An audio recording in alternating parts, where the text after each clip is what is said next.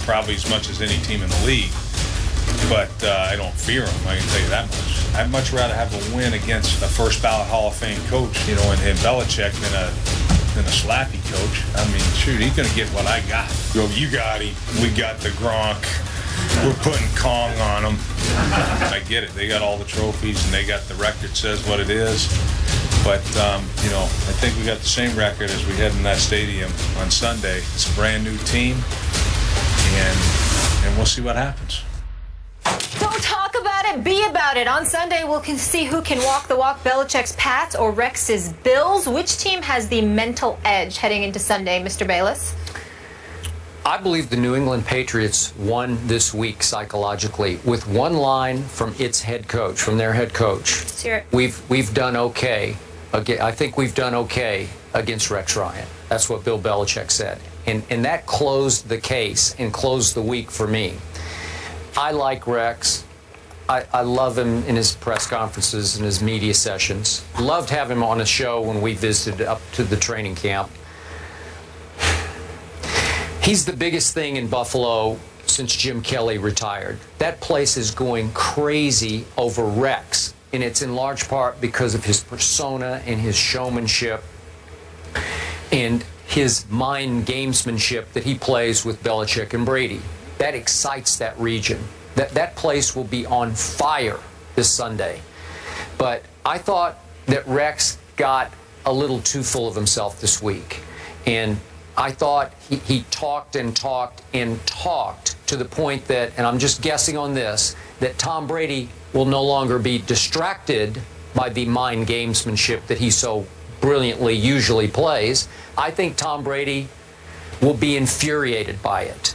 And I'm going to say this again. I believe you're going to see Tom Brady once again be on an 07 style mission in which he's going to take Deflategate out on opponent after opponent after opponent. And the one he would like to most take it out on, just because they've had such a rivalry, and if any head coach has quote-unquote owned Tom Brady, it is definitely Rex the Hex Ryan.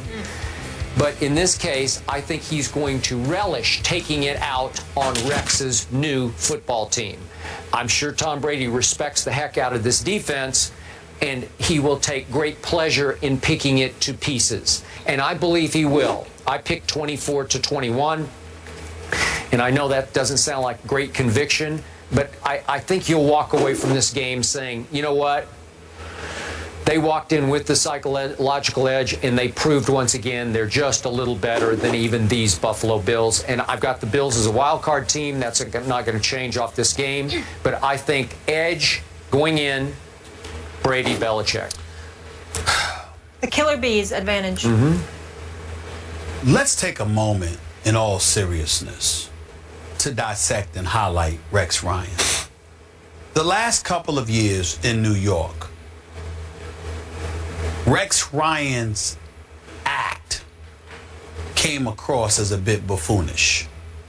I'm never calling him the man that, because you certainly don't want to get caught up in characterizing individuals in a derogatory fashion. And I'm certainly not doing that with Rex Ryan. I'm talking about his act. Yeah. Not talking about him, the man. But even though his act came across as a bit buffoonish, it was first validated by him talking the talk and delivering the Jets to 2 consecutive AFC Championship games. Yeah. Now let's fast forward to Buffalo. He gets fired from the New York Jets job. He comes on the set with us at First Take when we went to his camp. And even though I had no enjoyment whatsoever being up there in Foxborough with New England, I thoroughly enjoyed being in Rochester, New York. I love Foxborough. Well, I didn't like being up there because the New England Patriots were busy practicing and they never came on the show until the last 5 minutes. That's what they do. They're about winning football games, not being on I didn't want to be there, but I loved being in Buffalo and I loved being in Florham Park, New Jersey. I have no problem with them stiffing us.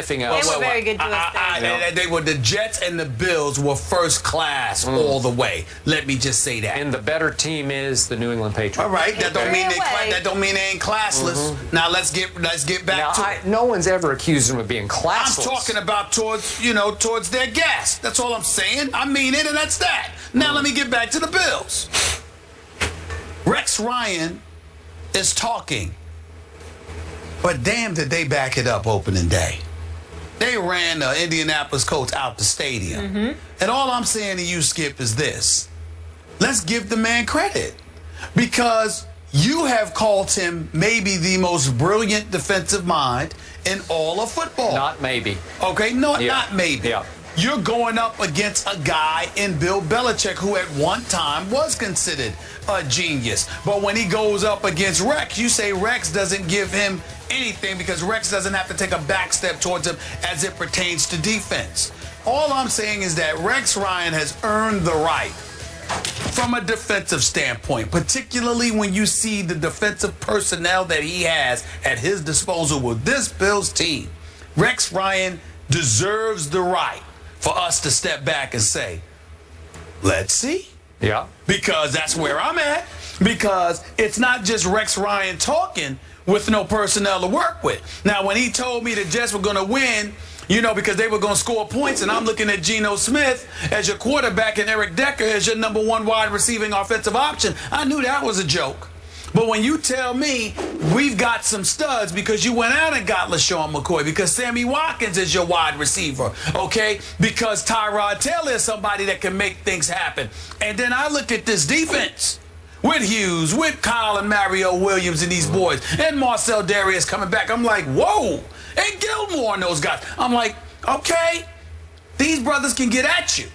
And that's all I'm saying. Tom Brady may very well be great, but he might need to be great in order to get out of there alive on Sunday afternoon, figuratively speaking. I think he'll be okay. I think he'll, all right, he'll survive. I'm just saying. I'm just saying. I ain't mean it literally. I'm just talking I football understand. vernacular. No, I got I'm it. saying, look, man, these guys are coming.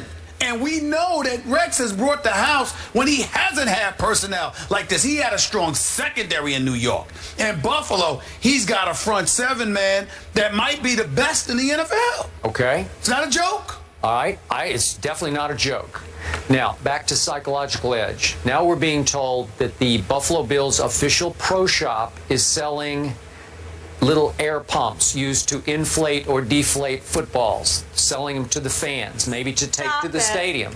So we're being told. Not a big deal, but I'm telling you it's going to be a deal. I will admit to you. I will admit to you, to do something like that to a guy like Tom Brady, he'll pay attention to that. I do believe he will take that to heart, and he will take it out I'm just on the saying, Bills. he's the kind of he guy. Will. Listen, he is the kind of guy. Michael Jordan not only taught us that, he taught me, look, little things that get said or implied to you, to the great one. I completely agree. We always hear that. Yep. Tom Brady's great. Advantage Brady. We have to leave it there. LaShawn McCoy did participate in drills, so that should be a good sign that maybe he'll be going on Sunday. Let's hope so. Speaking of Sunday, we got another matchup of Heisman-winning quarterbacks Marcus Mariota and the Titans face Johnny Manziel and the Browns. Johnny is starting. We'll discuss that one next. Who has the upper hand? Don't miss that. I said Eminem. I'm surprised that Molly wouldn't pick up on that, considering that Molly starts with an M.